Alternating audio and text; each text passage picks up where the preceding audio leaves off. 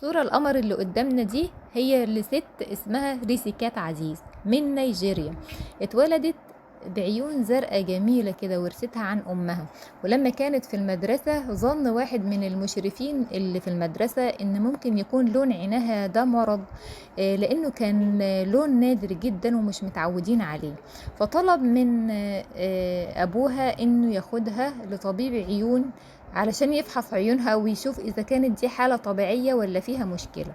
ولما أخدها والدها للطبيب أكد له إنها سليمة وما فيهاش أي مشاكل. واتجوزت ريسيكات من واحد من شباب القرية عندهم، وأنجبت بنت اسمها لا معرفش اسمها. المهم انها جابت بنتها الاولى ديت بتشبهها في لون عينيها.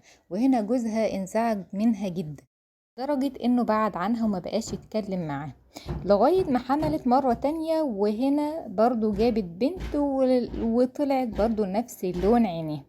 هنا جوزها قرر انه يسيبها خالص وراح يعيش عند امه.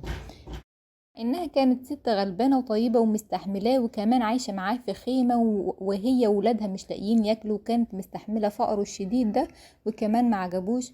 ومشي وسابهم راح عند اهله، وما بقاش يصرف عليها طبعا ولا ياكلها ولا ياكل اولادها. فاخدت ولادها وراحت في بيت اهلها هي كمان. وبعدها بفترة جت صديقة ليها وقعدت معاها وسمعت قصتها، وسمعت انها نفسها انها تعلم اولادها وتوديهم مدرسة.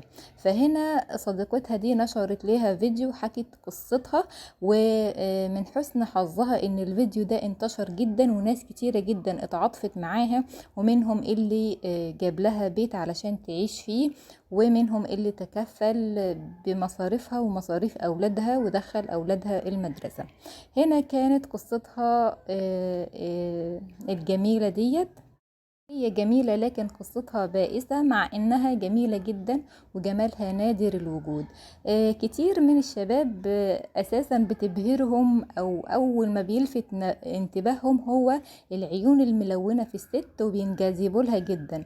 لكن هنا العين الملونة كانت هي سبب في خراب بيت وطلاق ريسيكات للأسف.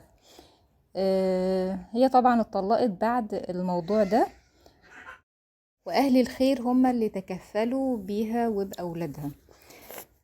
القصة دي طبعا بتعتبر من اغرب قصص الطلاق اللي تمت، لانها تمت بسبب عيون ملونة.